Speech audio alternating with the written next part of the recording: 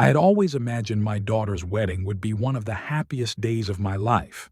For years, I pictured myself walking into the church, straightening my tie, looking around at the faces of relatives and friends, and watching Emily, my little girl, walk down the aisle in a white dress.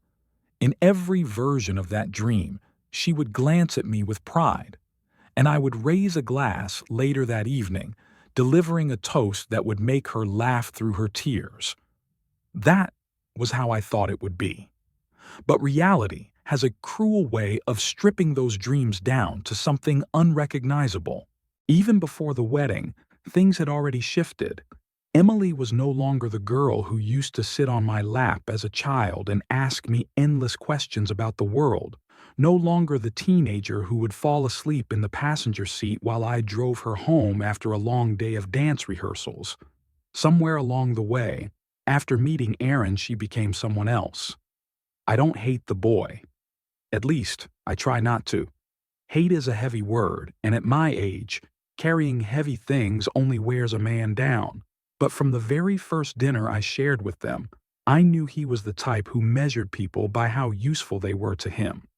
He's a polished man, educated, sharp suit, all the right words when you first meet him. But when he thought I wasn't looking, I saw the slight curl of his lip, the impatience in his eyes when I spoke too long, the way his hand would tighten on Emily's shoulder as if to remind her she was his now. At first, I thought I was just being an old fool, protective, maybe even jealous. After all, no man is good enough for your daughter, not really. But then came the dinners where I was spoken over, the evenings where my stories that had once made Emily laugh until her sides ached, were suddenly dismissed as old or irrelevant. "Dad, please," she told me once at a restaurant, her cheeks pink with embarrassment after I had recalled a funny incident from her childhood. "Not now. You're embarrassing me." That word, embarrassing. I cannot explain the wound it opened inside me. I had lived my life for her. From the moment she was born, through every scraped knee, every broken heart, every exam she cried over, I was there. And now, I was an embarrassment to her. The last time we had seen each other was 6 months ago. It was at their apartment, a cold place in my opinion, all steel and glass, with not a single trace of warmth. Emily had invited me, though the invitation itself felt reluctant, as though it had been Aaron's suggestion to show they were being inclusive. I brought a bottle of wine, a good one, the kind I could hardly afford on my pension but wanted to share. I rehearsed jokes on the way over, promised myself I would be easy company. I remember sitting there, at their table, as the conversation flowed around me like a current I couldn't catch. Emily laughed at Aaron's anecdotes, nodded eagerly as he discussed work with some friends who had joined, and when I tried to contribute, she silenced me with a gentle hand on my arm and a smile that wasn't really a smile at all. "Not now, Dad." I walked home that night with the wine still heavy in my stomach, thinking maybe I should stop forcing myself into her new world. So I let 6 months pass, 6 months of silence, until the wedding invitations arrived in the mail, with my name written in Emily's handwriting, neat and precise, the same handwriting I once helped her practice at the kitchen table. And now the day was drawing near. I wanted to believe it would be different. A wedding, after all, is bigger than petty slights. It's family, celebration, tradition. I told myself that whatever had come between us would fade under the weight of the occasion. Still, the thought nagged at me. What if it didn't? I found myself preparing for the wedding as if it were a battle. I bought a new suit, a deep gray with a subtle sheen, something respectable. I polished my shoes until I could see my reflection in them. I practiced a short toast, nothing dramatic, just enough to let her know I loved her. I repeated it aloud in the quiet of my home, my voice echoing through the walls, imagining the moment when I would stand, glass in hand, and finally say the words I had carried in my chest for years. But preparing for a wedding is not the same as preparing for joy. Joy should come naturally, bubbling up from the heart. For me, every step felt like walking a tightrope, afraid of falling. At night, I lay awake in bed, staring at the ceiling, replaying the years when things were good. Emily was always a bright child. She loved books, loved to play piano, loved to ask me questions I could barely answer. Why is the sky blue? How do birds know where to fly in the winter? Why do people get old? I never had perfect answers, but I tried. She would listen with wide eyes, as though I carried all the wisdom of the world. Those were the years when she believed in me, when I was her safe place. Somewhere along the way, I lost that place, or maybe she outgrew it. And yet, when I looked at the invitation, when I read her neat handwriting and saw the date circled on the calendar, my heart ached with hope. I still wanted to believe she needed me. Even if she didn't show it, even if she had grown distant, I was her father. Nothing could erase that. I spent hours rehearsing my speech. It was simple, really. Emily, my dear daughter, you've grown into a woman I'm proud of. I know I haven't always been perfect, but I've always loved you more than anything in this world. Today, as you begin this new chapter with Aaron, I want you to remember that no matter what, you'll always have a place in my heart, and my door will always be open. That was it. No stories that might embarrass her, no long monologues, just a father telling his daughter she is loved. But even as I spoke the words into the empty room, I imagined Aaron's face, calculated, controlling, and Emily's quick glance at him before she decided whether to smile or frown. Would they let me speak? Would my words even matter? Still, I folded the paper neatly and placed it in my jacket pocket. I couldn't let fear silence me. In the days leading up to the wedding, I kept myself busy with small tasks. I trimmed the hedge in the garden, polished the old photo frames, ironed my shirt twice. It felt almost ritualistic, like each small act was preparing me not just for the wedding, but for something bigger, perhaps even for disappointment itself. One evening, while sorting through a box of photographs, I found an old picture of Emily when she was 5 years old.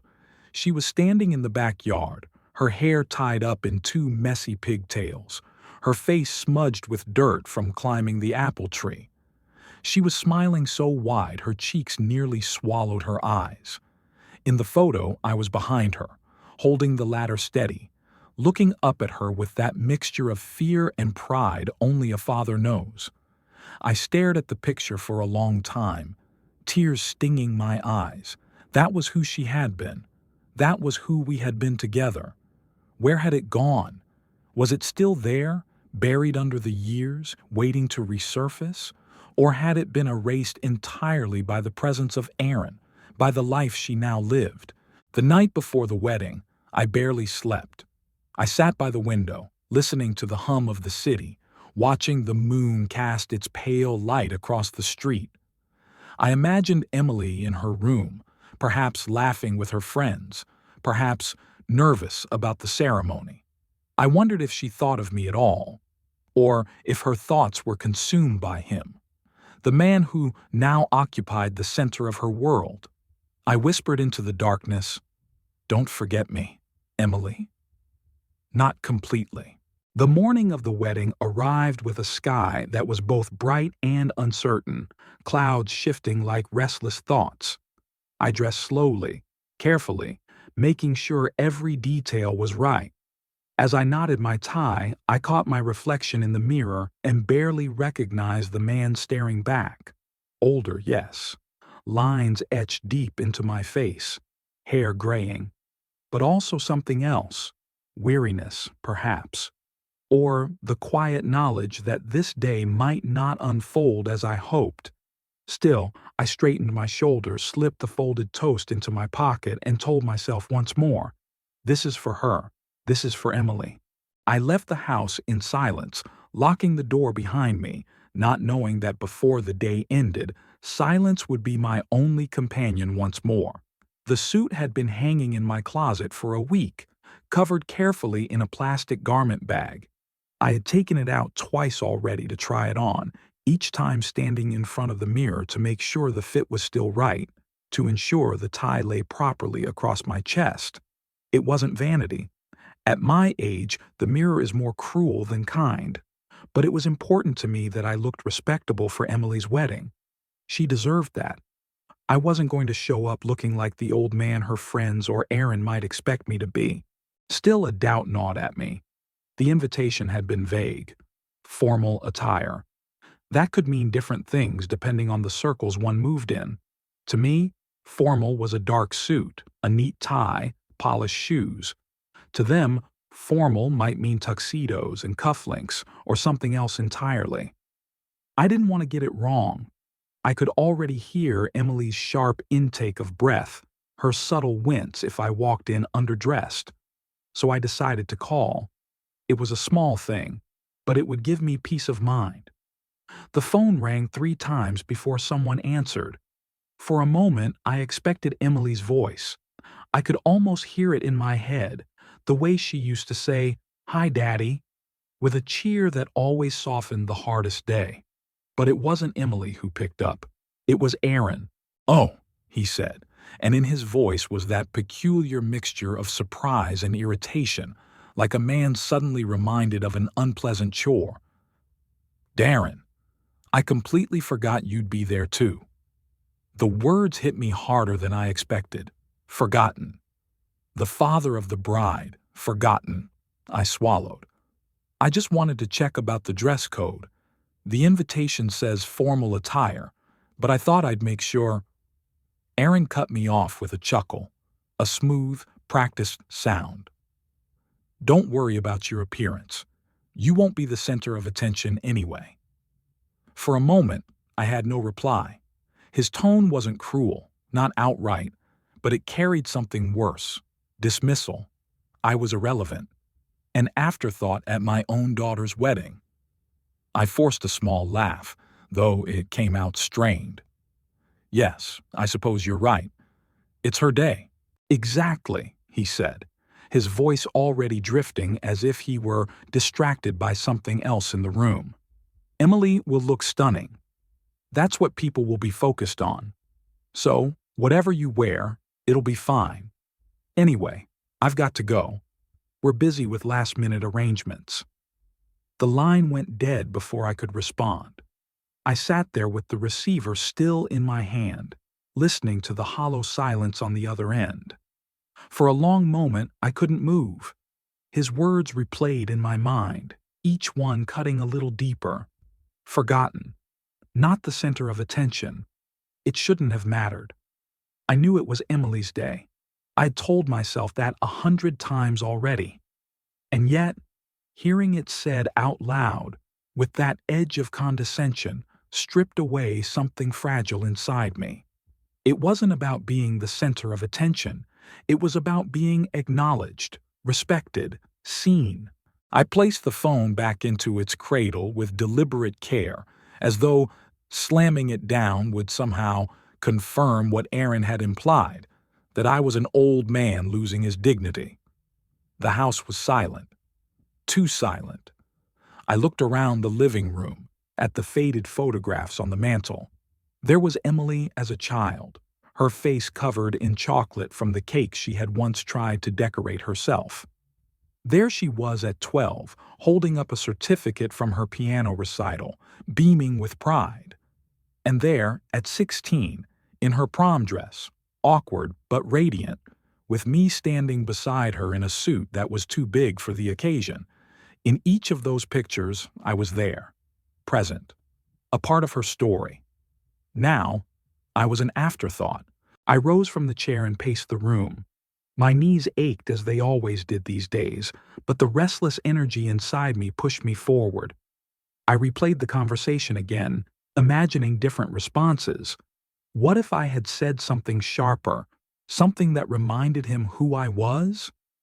What if I had told him that fathers don't need to be reminded of their irrelevance, that no matter how polished his suit or clever his words, I had been in Emily's life long before he arrived? But I hadn't said those things. I had laughed. I had let it slide. That's what age does to you. It teaches you when to pick your battles. But sometimes it also steals the courage to fight at all. I sat back down and opened the garment bag, running my hand over the smooth fabric of the suit. It was a good suit, well-tailored, dignified. I had bought it not only for the wedding but for the years ahead, funerals perhaps, or other formal occasions where an old man is expected to appear tidy. Not the center of attention, I muttered aloud. Maybe that was true. Maybe I didn't deserve to be. But the bitterness wouldn't leave me. That evening, I called an old friend, Thomas, a man I'd known since my working days. He had been at my side through the long nights in the factory, through the strikes, through the years when I struggled to raise Emily after her mother left. If anyone could understand, it was him. He answered on the second ring, his voice rough from age but warm. "Darren, haven't heard from you in a while." I tried to sound cheerful. "I've been keeping busy. Emily's wedding is coming up, you know." "Ah, yes, big day, huh? You must be proud." "I am," I said, though the words tasted hollow. He must have heard something in my voice because he asked gently, "What's wrong?" I hesitated, then told him about the call, about Aaron's words, about the way it made me feel like a ghost at my own daughter's celebration. Thomas listened without interruption, and when I was done, he sighed. "You know, some men, they want to own everything, not just the house, not just the woman, but the story too. They want to be the one everyone looks at, the one everyone respects. You're a threat to him, Darren, whether you see it or not." "A threat?" I scoffed. "I'm an old man with a cane and a fading memory. How could I be a threat to anyone?" "You're her father," Thomas said simply. "And deep down, he knows that no matter what, he'll never be able to erase that. So he tries to push you aside, make you feel small. Don't give him that satisfaction." I sat in silence, letting his words settle.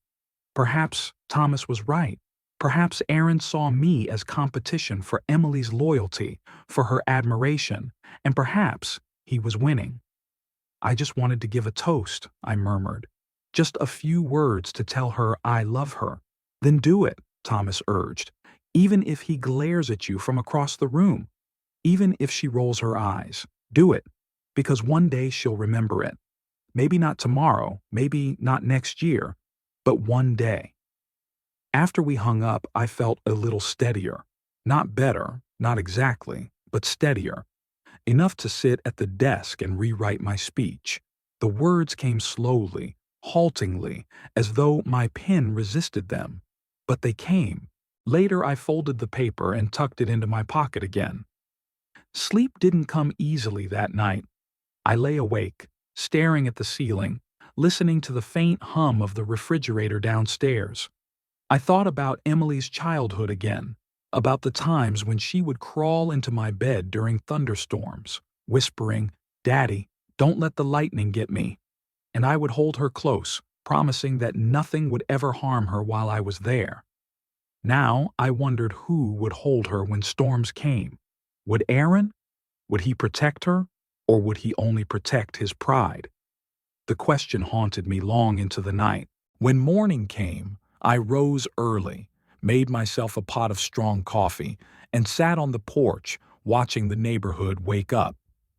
The world looked ordinary, almost too ordinary, given what loomed ahead. Children rode their bicycles down the street. Dogs barked in backyards. A delivery truck rumbled by. Life went on, indifferent to the small humiliations of one man. But I carried Aaron's words with me, etched into my chest like a scar. Forgotten. Not the center of attention.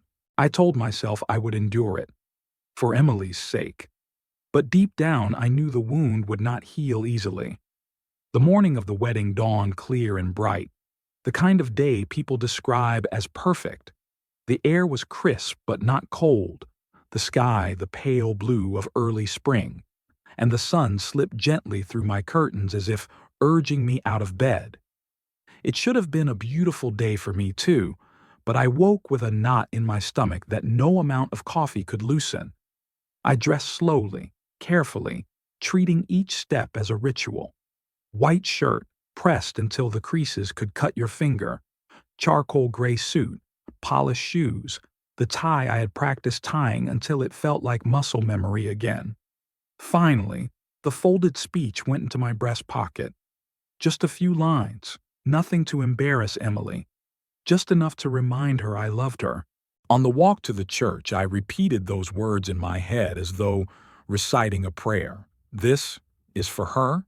This is for Emily. The building loomed tall and dignified, the kind of church that had hosted countless ceremonies before this one.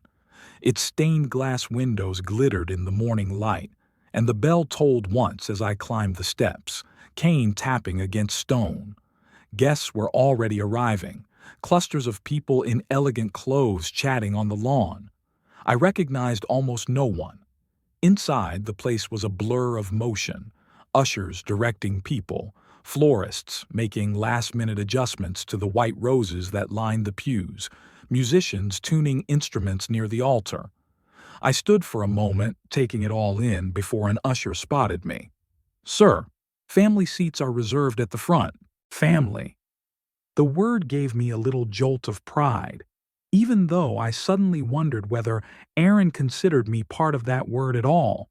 When I reached the front pew, Emily was there, already in her gown. She looked breathtaking. For a moment, I forgot every hurt, every slight, every silence of the past 6 months. She was radiant, glowing in that white dress, her hair pulled back with simple elegance, her eyes bright even behind the layers of makeup. "Dad," she said softly when she saw me.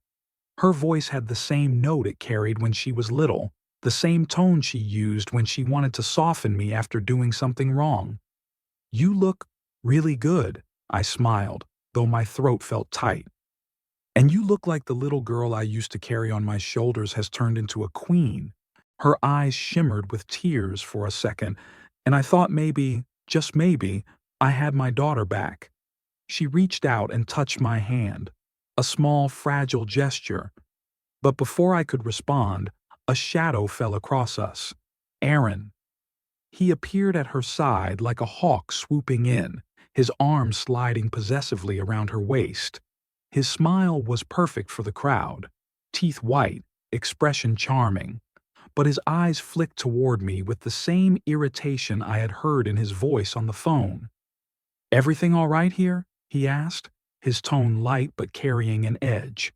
"Yes," Emily said quickly, withdrawing her hand. "Dad was just telling me I look nice." Aaron's smile tightened. "Of course you do. That's what everyone will be saying today." Then he turned his gaze on me. "Darren, why don't you take your seat? We'll be starting soon." It wasn't a suggestion. It was dismissal, packaged neatly as courtesy. I lowered myself into the pew, my knees protesting, and watched as Aaron guided Emily away, already whispering something in her ear that made her glance back at me with uncertainty. Throughout the ceremony, I tried to focus on the beauty of the moment. The music swelled, the vows were spoken, and Emily's voice trembled with emotion as she promised to stand by Aaron's side for the rest of her life. I wanted to believe she meant it. I wanted to believe he did too. But even in those sacred moments, Aaron kept glancing toward me, as though ensuring I remained silent, insignificant, pushed to the edges of the picture. When the ceremony ended and the guests spilled into the reception hall, I tried again to approach Emily. She was surrounded by friends, her laughter bright, her joy genuine. For a few seconds, she looked like the daughter I remembered. "Emily," I called gently, stepping closer. She turned, smiling. "Dad, come, sit with us." But Aaron materialized again, placing a hand on her back and guiding her subtly away. "Sweetheart, we should greet the investors first. They're over by the bar." Investors. The word stuck out to me. This wasn't just a wedding to him. It was a stage. Emily hesitated, glancing at me with an apologetic smile, then allowed herself to be steered away. I was left standing there, half invited, half dismissed, surrounded by strangers who barely noticed me. I found a seat at the edge of the room where the music was softer and the chatter less overwhelming. I watched as Aaron worked the crowd, his hand never leaving Emily's arm, his voice smooth and commanding as he introduced her to people I had never seen before.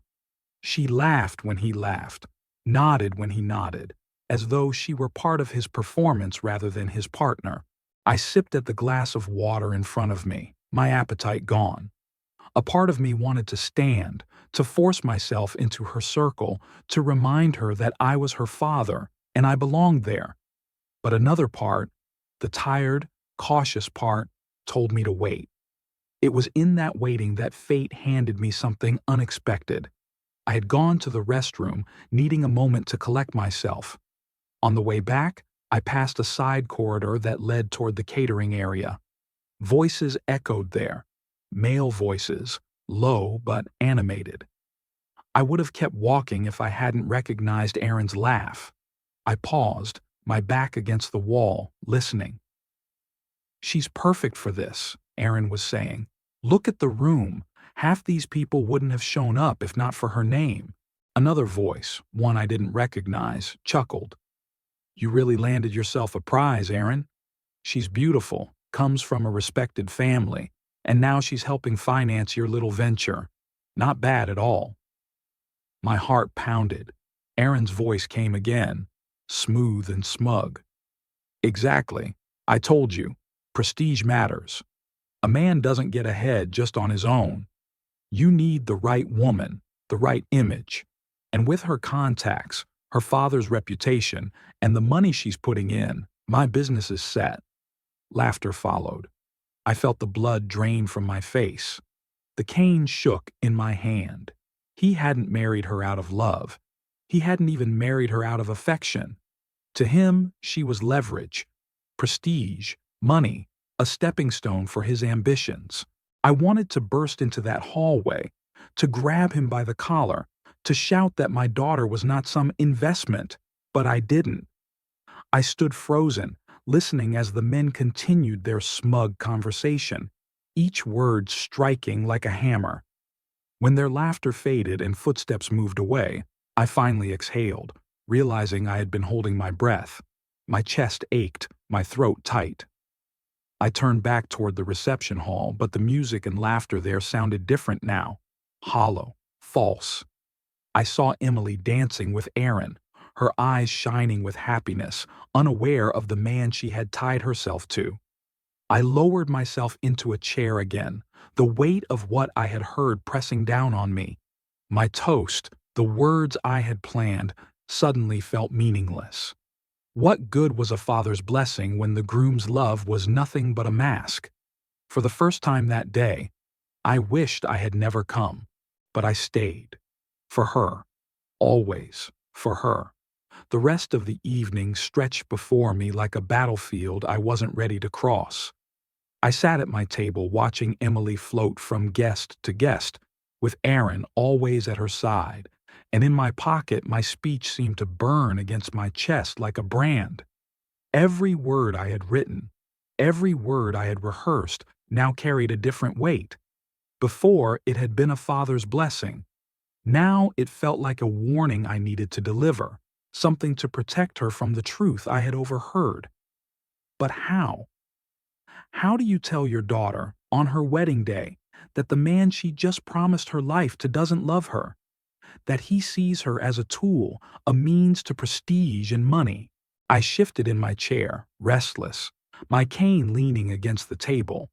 The music swelled again as another dance began. Couples twirling across the polished floor. Guests clapped along, their faces bright with joy, their laughter echoing through the hall. To them, everything was perfect. To me, it was a farce. I wanted to stand, to cut across the room, to take Emily aside and tell her everything I had heard in that hallway. But each time I rose halfway, Aaron seemed to appear at her side, hand firm on her back, guiding her somewhere else. He moved her like a chess piece, always just out of my reach. Once I nearly caught her alone. She had stepped toward the dessert table, smiling as one of her friends teased her about the cake. I started forward, my cane tapping quickly against the floor. But then Aaron intercepted, slipping an arm around her waist and steering her back toward another group.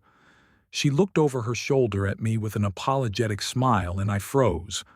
That smile, it wasn't guilt, it was obligation. A daughter acknowledging her father but pulled by someone else's gravity. So I sat back down, again.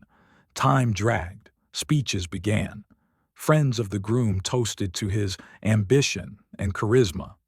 Friends of Emily toasted to her kindness and loyalty. Each word stabbed deeper. No one knew the truth.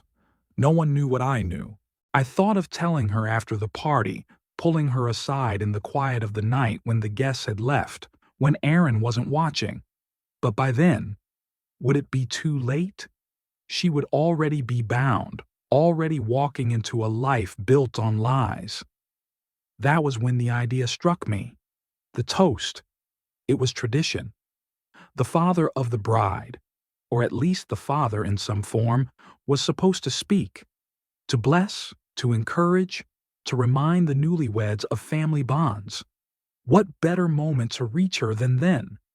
Not by accusing Aaron outright, that would humiliate her, and she would never forgive me, but by weaving the truth into my words, by warning her without exposing her. Yes, the toast. I turned the folded paper over and over in my hand under the table, the words I had written earlier now useless. They had been gentle, warm, full of pride. Now they felt false.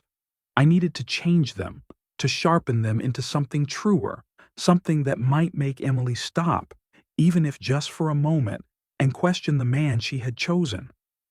When the master of ceremonies, a cheerful man in a bright suit, came near to check the schedule, I caught his sleeve.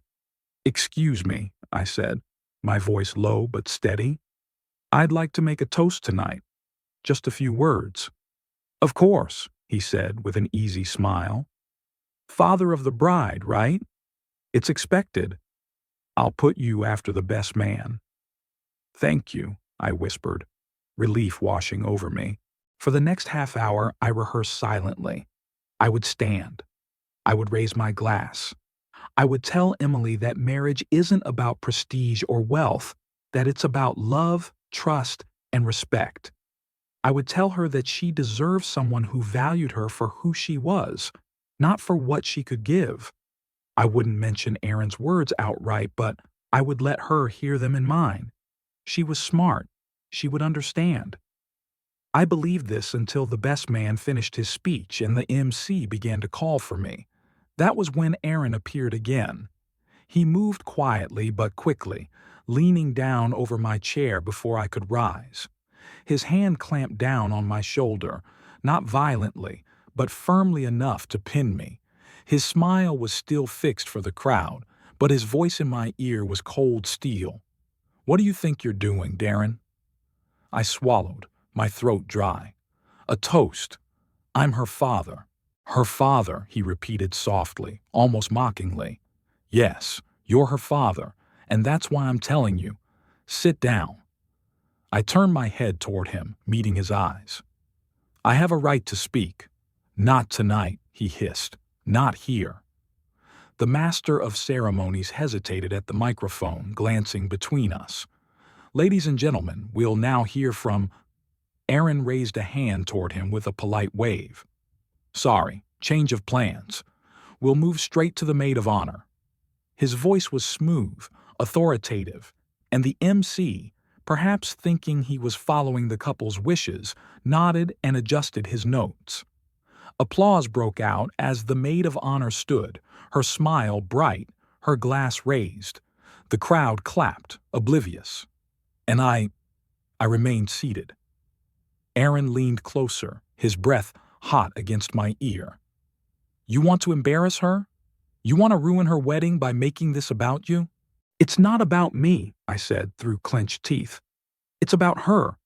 "No," he said, his smile never wavering for the crowd. "It's about us, and I won't let you poison it with your bitterness. Sit down."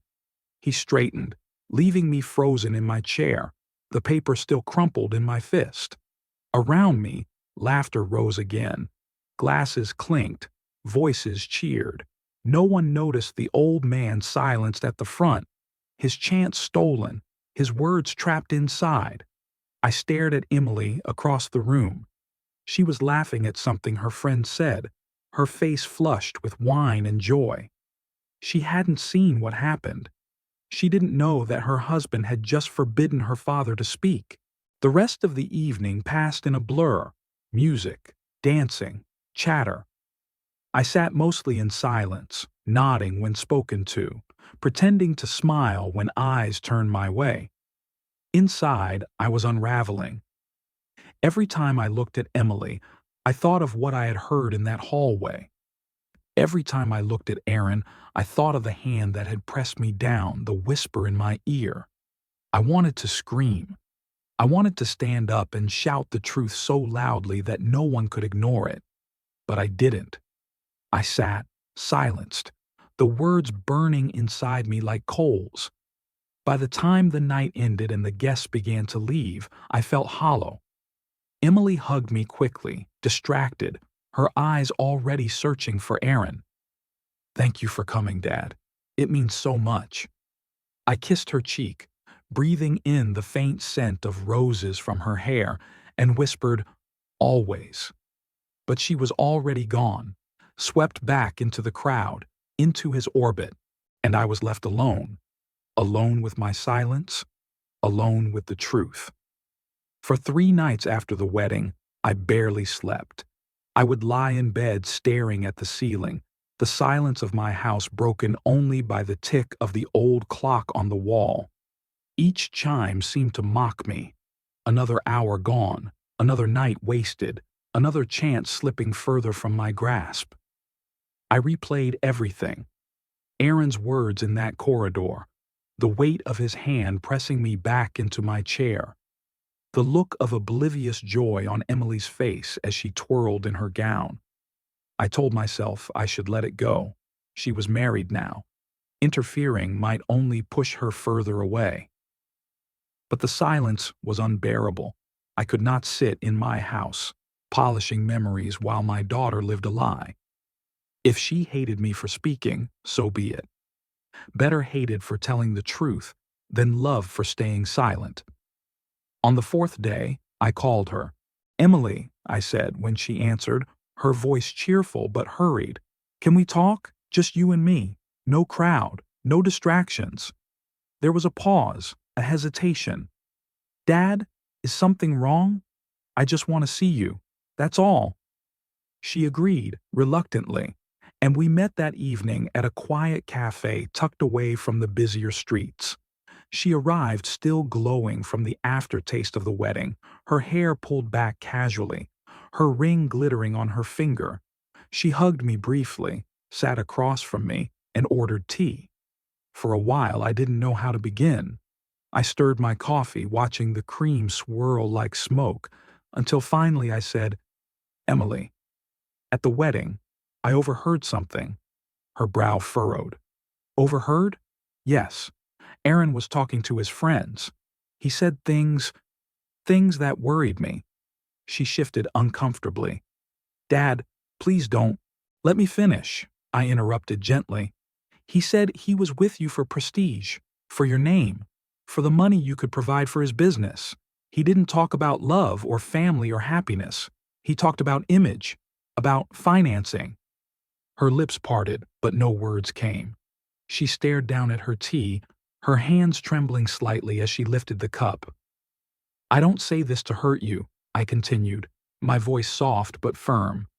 "I say it because I love you, because I can't stand by and watch you be used. I've made mistakes as a father, God knows, but silence cannot be one of them." Emily set the cup down with a clink. Her eyes glistened as she whispered, "You heard it yourself?" "I did." She closed her eyes, took a shaky breath, and pressed her hands together as if in prayer. Dad, I don't know what to say. He, he can be ambitious, yes, but he loves me. He does. He must. The hesitation in her voice betrayed her. She wanted to believe it. She needed to believe it. I reached across the table, laying my hand over hers. Emily, sometimes love is proved not in words, but in actions. Watch him. Test him, if you must. See where his heart truly lies. Before she could reply, the door to the cafe opened. And there he was. Aaron. He spotted us instantly, his smile flashing like a blade. He walked over briskly, sliding an arm around Emily's shoulder as if to reclaim her from me. There you are, darling. I was wondering where you'd run off to. She stiffened but didn't pull away. Aaron turned to me, his eyes glinting with mock civility. Darren, still giving your fatherly advice, I see. I forced my face into calm neutrality. Just talking. Good, good. He leaned in, lowering his voice, though his smile remained for the room. Since we're all being honest, maybe we should discuss something important. The wedding loan. I blinked. Wedding loan? Of course. He spoke as though explaining to a child. The expenses, the venue, the catering, the flowers, the band. It adds up, you know. Tradition says the father contributes, doesn't it? Isn't it your duty to cover it? Emily's face flushed with embarrassment. Aaron. No, Emily, he said smoothly, tightening his grip on her shoulder. It's not unreasonable. Your father loves you, doesn't he? He wouldn't want us starting married life buried in debt. My jaw clenched. The arrogance of him, standing there, demanding money as though it were his birthright, as though my duty as a father extended to funding his ambitions. I met his gaze squarely. You think I owe you? He smiled wider. Of course you do. Emily looked between us, torn, her eyes pleading with me not to escalate. I exhaled slowly, calming the storm inside me. Fine, I said at last. If it's my duty, I'll consider it. But first, Aaron, I want to see something. A small test. His eyebrows rose. A test? Yes. I leaned forward, my voice steady. If I'm to pay off this loan, I want to know you're worthy of what I'm giving. You talk of business, of ambition. Show me. Bring me your plan. Your real plan. Numbers, strategy, proof that you're building something solid, not just words tossed around at a bar. Show me what you're asking Emily to invest in. Convince me. For the first time, his smile faltered. Just for a moment. Then he laughed, masking it quickly. Of course, if that's what it takes. Good, I said firmly. Until then, not a penny leaves my hand. Emily watched us both, silent, her face pale. She knew what I was doing. She knew I wasn't just protecting my money. I was protecting her. Aaron straightened, still smiling, but his eyes were sharp as glass. You'll regret doubting me, old man. Better to regret doubt than regret blind trust, I replied. He held my gaze for a long moment, then kissed Emily's cheek and whispered something to her before striding out of the cafe. The silence he left behind was heavy. Emily's eyes brimmed with tears. Dad, why did you do that? I reached across the table again, taking her trembling hands in mine. Because, Emily, men who love don't demand loans. They don't treat wives like investors. If he truly cares for you, he'll pass this test. And if he doesn't, you'll know. She nodded slowly, though doubt and fear still clouded her expression. As I left the cafe that evening, cane tapping against the pavement, I felt something shift inside me. For the first time since the wedding, I wasn't just a silent witness. I had taken a step. I had drawn a line. The test had been set. Now it was up to Aaron to reveal who he really was. And deep down, I already knew the answer. I had always wondered why Aaron treated me with such thinly veiled contempt. It wasn't just impatience with an old man's stories or the discomfort of trying to impress a father-in-law. No, his dislike ran deeper, sharp enough to sting in even the smallest interactions. I saw it in his eyes each time he looked at me across the table, each time Emily turned her attention to me for more than a second.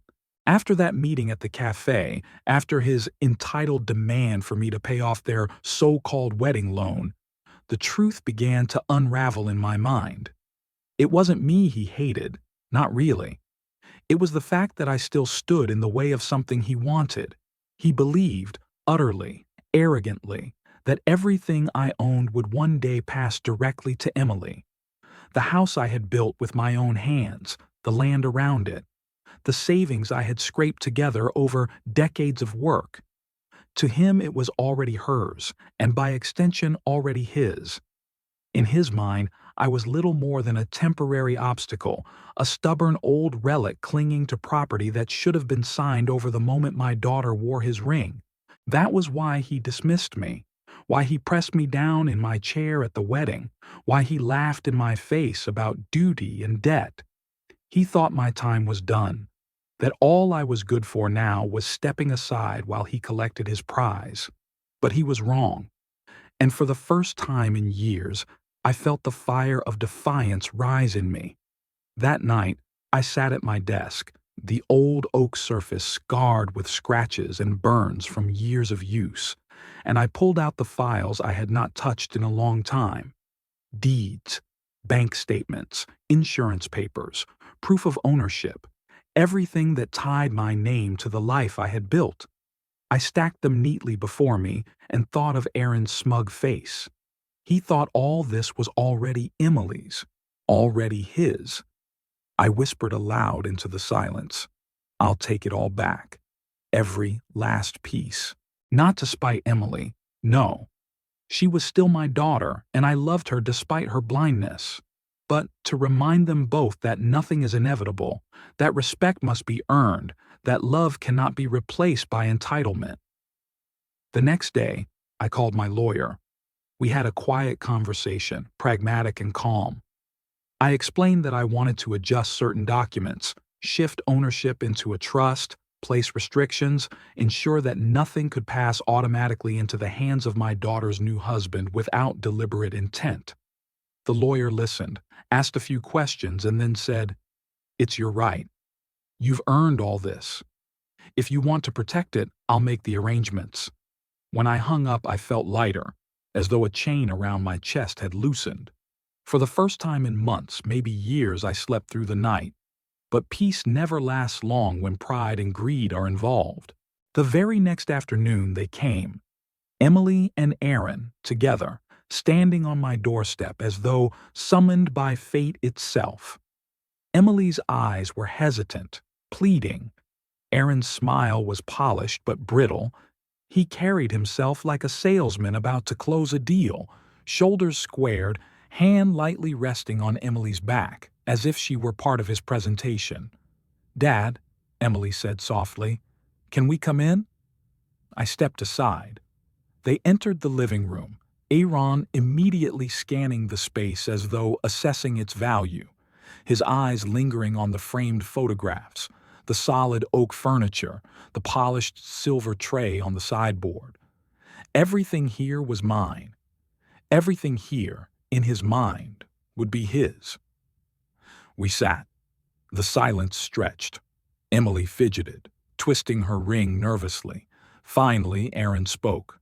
"We need your help, Darren."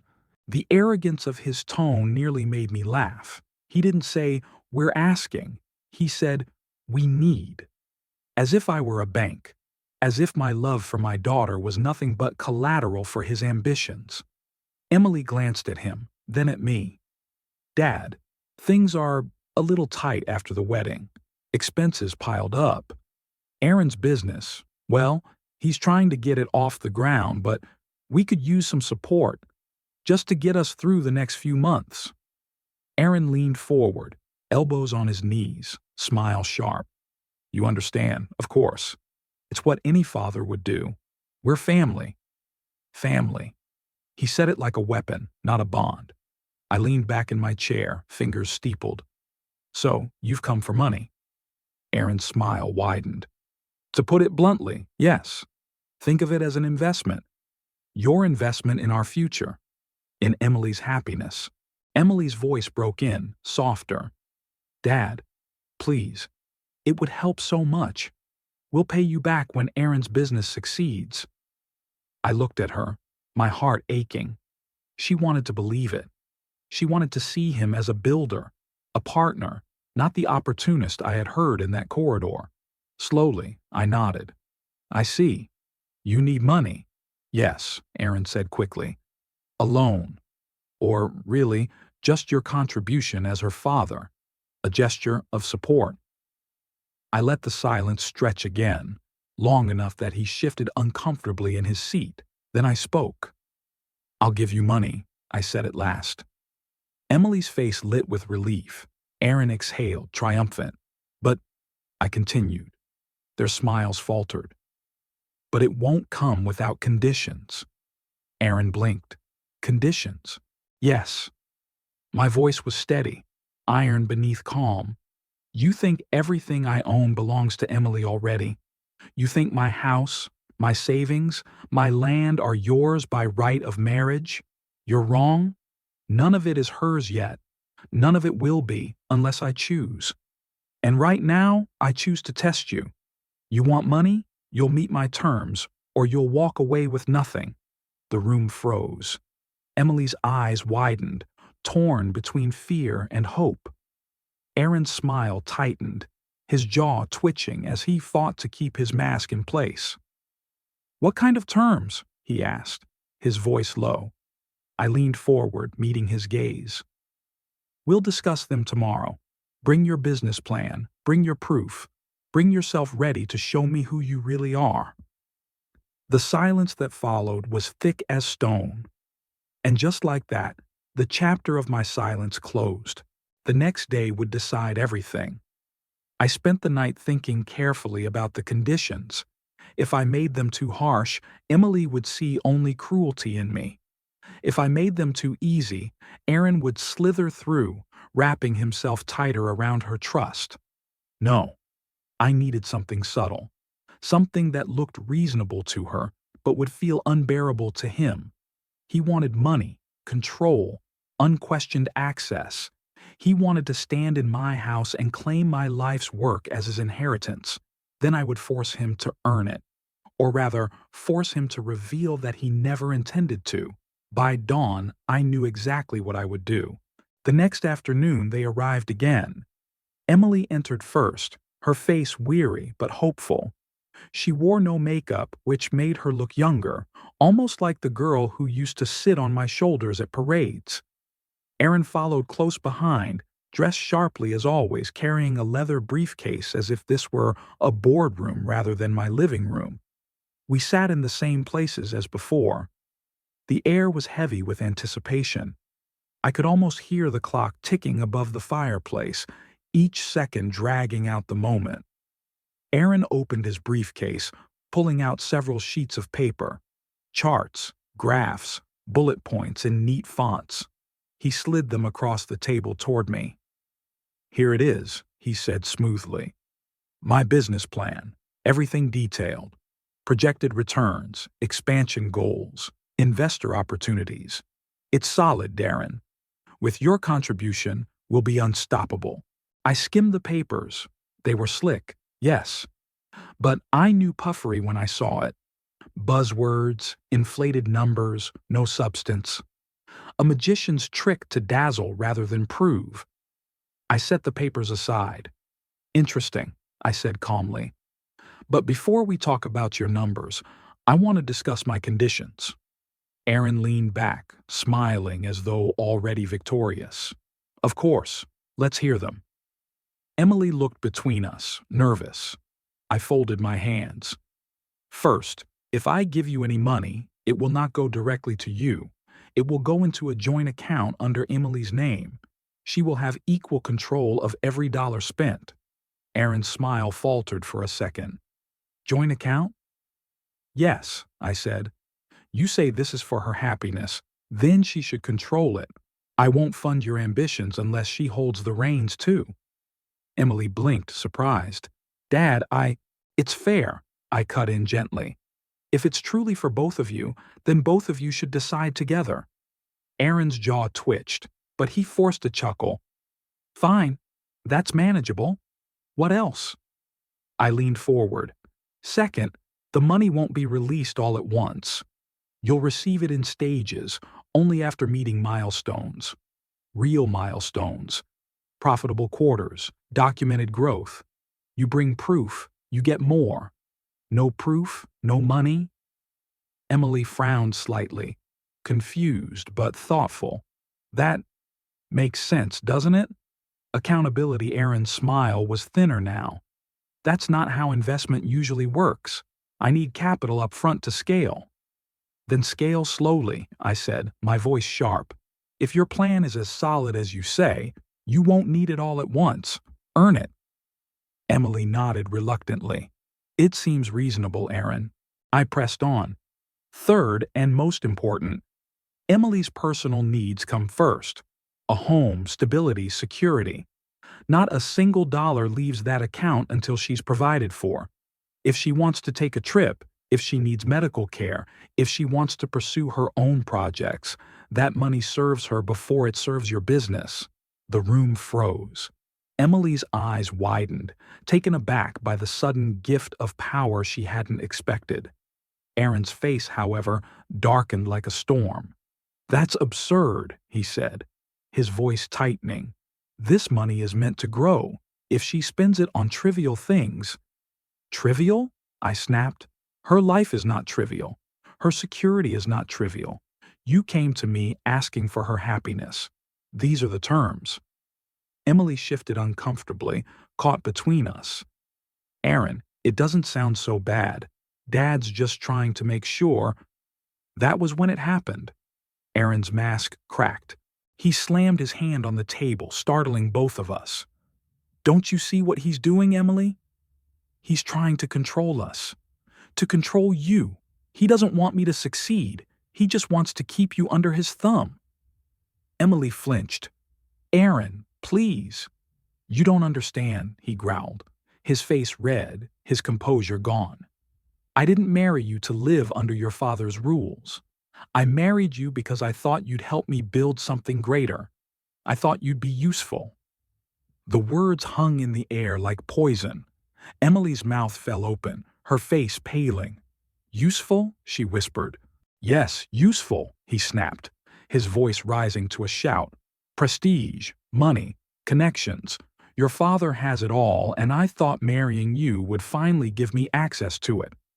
But no. He sits there like a gatekeeper, setting ridiculous conditions, treating me like a beggar. And you— he jabbed a finger toward her. You're too blind to see that you're nothing without me. Her eyes filled with tears.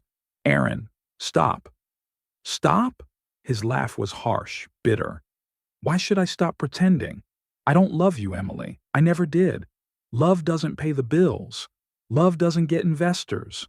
I needed your name, your father's money. That's all. The silence after his outburst was suffocating. Emily sat frozen, tears streaming down her face, her hands trembling in her lap. I had imagined this moment, prepared for it, even prayed for it. But watching it unfold still broke something inside me. To see her heart crushed, her illusions shattered, was almost more than I could bear. I wanted to reach for her, to hold her, to tell her she would be all right. But I didn't move. This was her moment. She needed to see him unmasked. Aaron's chest heaved with rage, his face twisted in bitterness. He realized too late what he had said, but the words couldn't be taken back.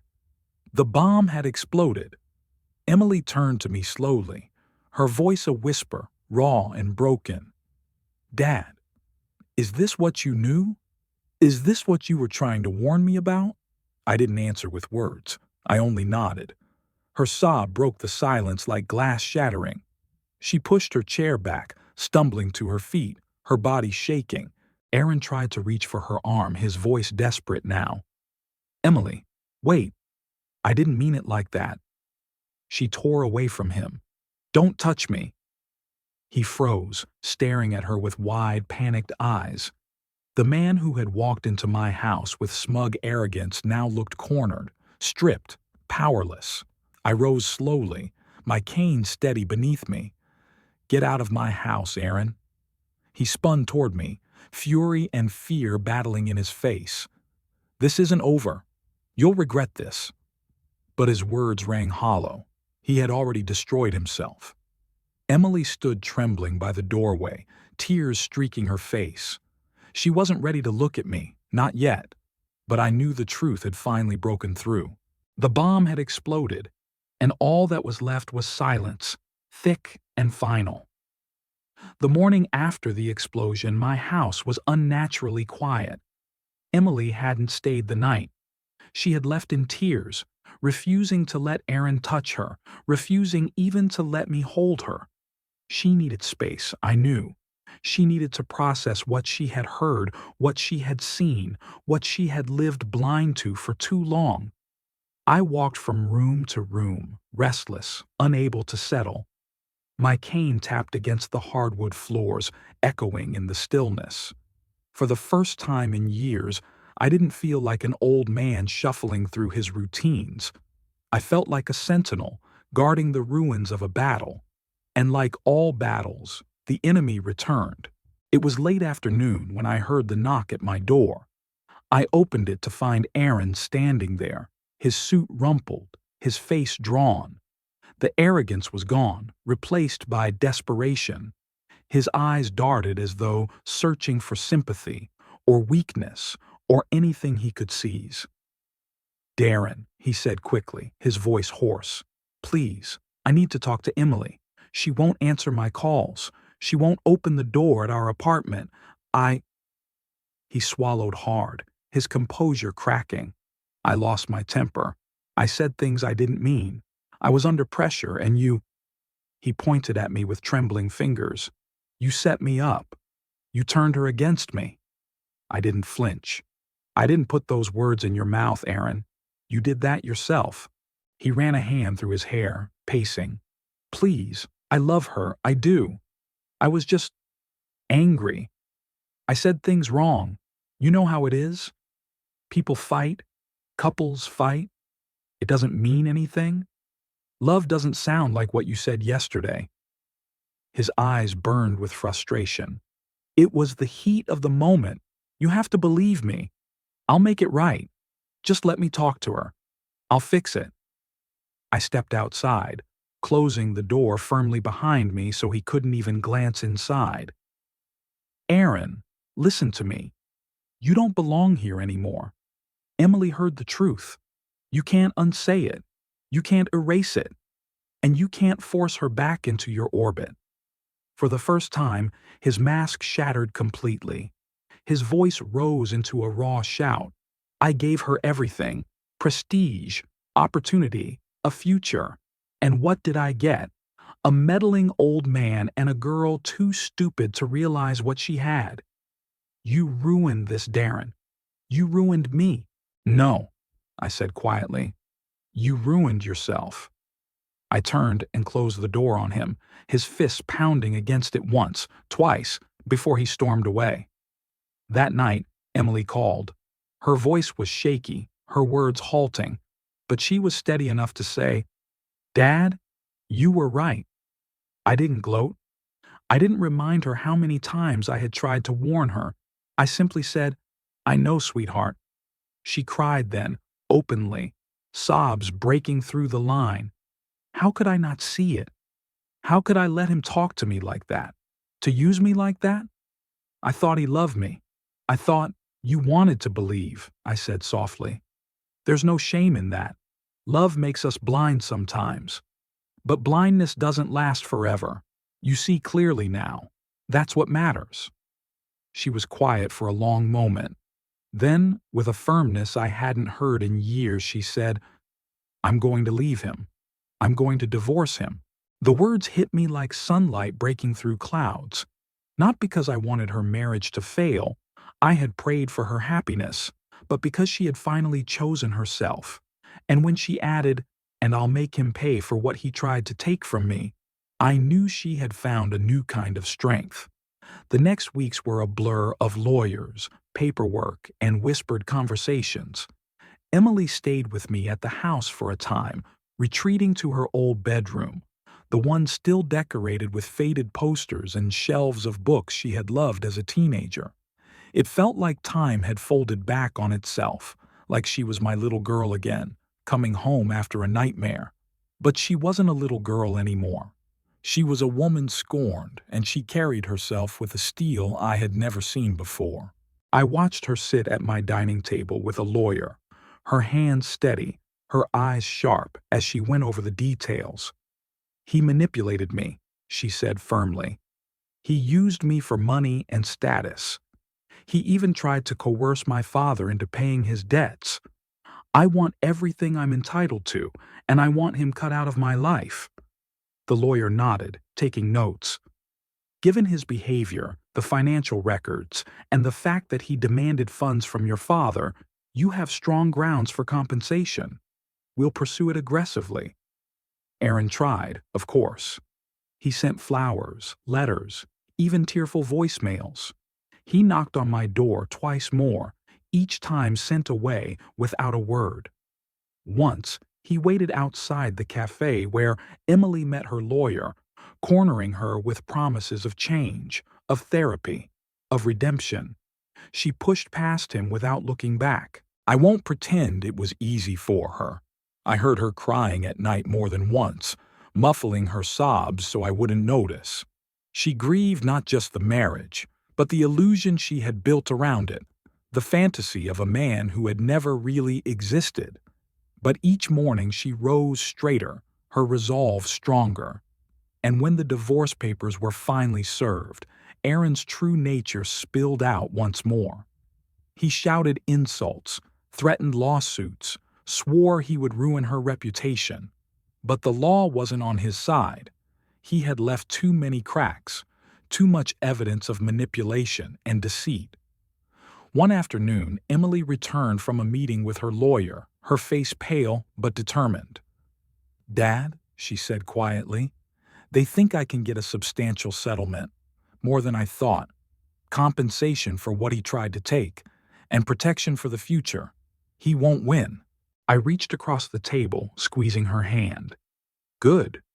Not because of the money, Emily, but because you're standing up for yourself. You're taking back what he tried to steal." She smiled faintly through her exhaustion. "I wouldn't have found the strength without you." That night, as we sat together on the porch, watching the sun sink below the horizon, I realized something had shifted between us. For years I had been fading in her life, pushed aside, silenced, dismissed. Now she looked at me not with embarrassment, but with gratitude. Respect. "Dad," she said softly, "I'm sorry. For everything. For shutting you out. For silencing you. For not seeing you."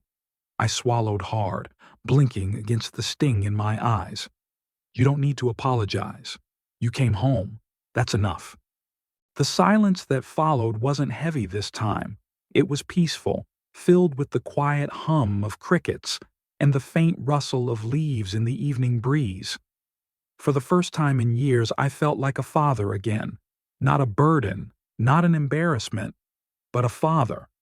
And when Emily leaned her head against my shoulder, whispering, "Everything's going to be all right now," I believed her. Because the truth had finally won. Because the house felt whole again. Because the man who tried to steal everything from us was gone. And my daughter, my Emily, had chosen to reclaim herself. Everything had fallen into place.